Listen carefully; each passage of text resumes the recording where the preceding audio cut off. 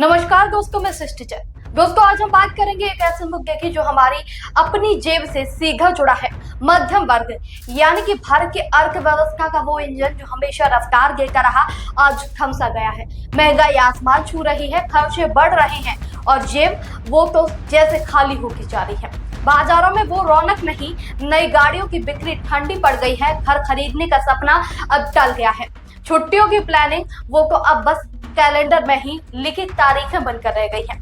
सवाल ये है कि क्या भारत की अर्थव्यवस्था सचमुच डगमगा रही है या अभी भी कोई उम्मीद बाकी है। दोस्तों, लगातार बढ़ती महंगाई और खर्चों ने मिडिल क्लास की चिंता बढ़ा दी है। सवाल उठ रहा है कि क्या आम लोगों की जेब वाकई खाली हो रही है या हालात संभल सकते हैं। क्या आपने देखा कि आजकल बाजारों में पहले जैसी चमक दमक नहीं रही है। मार्सेलर इन्वेस्टमेंट मैनेजर्स के सौरभ मुखर्जी ने अपने ब्लॉग में एक चौंकाने वाली बात कही है।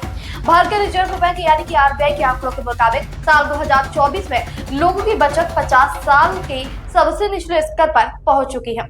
दोस्तों सोचिए, ऐसा आखिरी बार 1977 में हुआ था। यानी कि मध्यम वर्ग अब पैसे नहीं बचा पा रहा। भारत की जीडीपी का 60% हिस्सा हमारी और आपकी खपत से आता है, लेकिन 2021 से 2023 के बाद ये खपत कम हो रही है। नई एसयूवी, घर, ट्रेवल, हर चीज की डिमांड गिर रही है।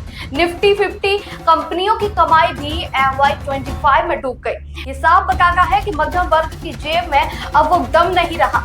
तो वहीं नौकरियों की कमी और सबसे ज्यादा टेंशन। जी हाँ दोस्तों, मध्यम वर्ग की कमर तोड़ने में सबसे बड़ा रोल है नौकरियों की कमी का। मुखर्जी कहते हैं कि साल 2020 से पहले सफेद पोश नौकरियां यानी कि ऑफिस जॉब हर 6 साल में दोगुनी हो जाती थी, लेकिन अब ये रफ्तार घटकर 3% सालाना रह गई है। यानी अब नौकरियां दोगुनी होने में 24 साल लगेंगे। दोस्तों, ये कोई छोटा आंकड़ा नहीं है। आईटी, सॉफ्टवेयर, रिटेल ये वो सेक्टर हैं जो मध्यम वर्ग की रीढ़ है, लेकिन अब ये ठहर गए हैं और इसका बड़ा विलेन है ऑटोमेशन और एआई। उदाहरण के लिए आपको बताती हूँ, टीसीएस के सीईओ के कृति वासन ने जुलाई 2025 में कहा कि एआई की वजह से कंपनी 2% कर्मचारी यानी कि करीब 12,000 नौकरियों को कम करेंगे। ये सिर्फ टीसीएस की बात नहीं है, बल्कि पूरे सेक्टर का हाल है। इसके अलावा सैलरी रुकना और महंगाई जिस तरह से बढ़ रही है। अब बात हम उस तनख्वाह की करते हैं। दोस्तों, मुखर्जी का कहना है कि निफ्टी 50 कंपनियों में कर्मचारियों की औसत सैलरी पिछले 8 साल में महंगाई के साथ कदम नहीं मिला पाई। पहले सैलरी कम से कम महंगाई जितनी तो बढ़ती थी, लेकिन अब तो सैलरी वही पुरानी और महंगाई नई ऊंचाइयों पर है, जिसका नतीजा यह है कि मध्यम वर्ग को खरीदने की ताकत कम हो रही है। जब जेब में पैसा कम हो तो बाजार में खर्च कहां से होगा। यही वजह है कि कंपनियों की कमाई और मुनाफा दोनों डूब रहे हैं। भारत के 4 करोड़ सफेदपोश लोग ना सिर्फ अपनी कमाई से खर्च करते हैं, बल्कि उनके खर्च से 20 करोड़ नौकरियां बनती हैं। लेकिन जब सैलरी रुकी हो तो नौकरियां घट रही होती हैं और महंगाई बढ़ रही होती है, तो खर्च तो कम होगा ही। दोस्तों, ये सिर्फ मध्यम वर्ग की कहानी नहीं है, बल्कि पूरी अर्थव्यवस्था की चेतावनी है। भारत के 4 करोड़ सफेदपोश लोग न सिर्फ अपनी कमाई से खर्च करते हैं, बल्कि उनके खर्च से करीब 20 करोड़ नौकरियां बनती हैं।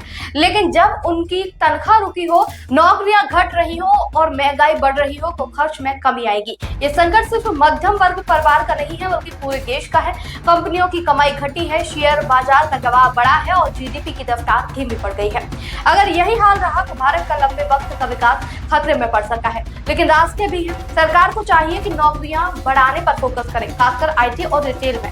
सैलरी को महंगाई के साथ जोड़ने की नीतियां बनाएं। एआई से नौकरियां बचाने के लिए स्किल डेवलपमेंट प्रोग्राम की शुरुआत करें। ये संकट एक अलार्म है, लेकिन रास्ते भी हैं। सरकार को फौरन नौकरियां बढ़ाने पर काम करना होगा। अगर आप मध्यम वर्ग परिवार का हिस्सा हैं तो अपनी जेब का ध्यान रखें, फिजूल खर्ची रोकें, बचत बढ़ाएं और स्मार्ट निवेश करें। क्या आप इस संकट से निपटने को तैयार हैं? आज ही अपने फाइनेंशियल प्लानिंग शुरू करें। अपनी राय हमें कमेंट में जरूर बताएं और भारत की अर्थव्यवस्था को फिर से रफ्तार देने का वक्त है। आइए मिलकर कुछ करें। दोस्तों, इस मुद्दे पर आप क्या सोचते हैं कमेंट में जरूर बताइएगा। साथ ही अगर आपको हमारा वीडियो अच्छा लगा हो तो हमारे चैनल को लाइक, शेयर और सब्सक्राइब करना ना भूलें। नमस्कार।